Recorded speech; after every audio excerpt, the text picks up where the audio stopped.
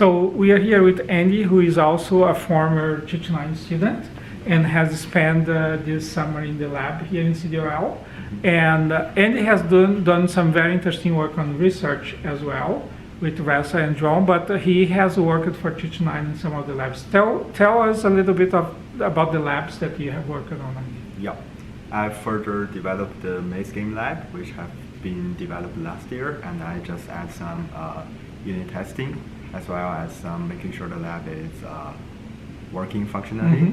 Yeah, and I've also added the stack manipulation lab, which is a really interesting one, I guess, because it's kind of new. It is a new lab that will involve quite a bit of analysis of the binary of instructions in RISC-V, right? Yeah. Leon developed this lab, but now Andy took over to finish. Because he's fortunate. Yeah.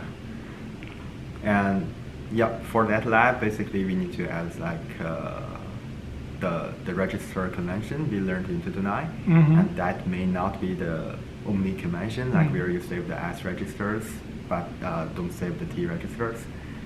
So that is very cool in that lab because we made the convention general, right? Yeah. So that we don't necessarily need to follow the convention from RISC-V, but we'll be able to do that for any convention. Exactly. So the other thing, Kenny, that was a focus of your work, you also developed a lab that we're not going to use this fall, right? That we're going to save for the future. Yeah.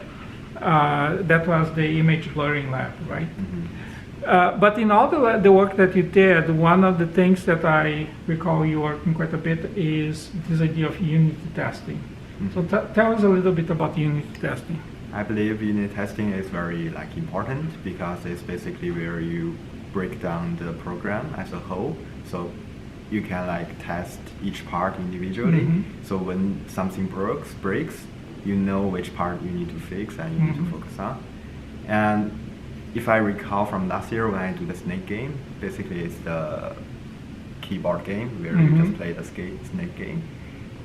We don't have unit testing for that one. So basically I have to do it manually. Basically I have to pass into the function like the specific arguments to test if the output is the wanted one. Yeah. But now I've just added some automatic unit testing, so the student in the future can just run the program and see if they get it correctly. Okay. So Andy, one of the things that we need to understand is when you're designing a lab, you're creating a lab, how does the consideration about unit testing factors in your design? It can be pretty hard sometimes because you have to kind of know what units you want, because if I just write a program, I just write it as a whole, but that's not what it's like for function. So in the specification of the function itself, we think that we want unit testing, right? Yeah. And then we write the specification so that we are asking students to write specific functions, right, so that they can be tested. Exactly. Yeah. So I think that's very important because that's an important principle in development of software in general, right? Exactly. Yeah. And by introducing that to Teach9 labs, we get the students used to the idea of the unit testing, right? Correct.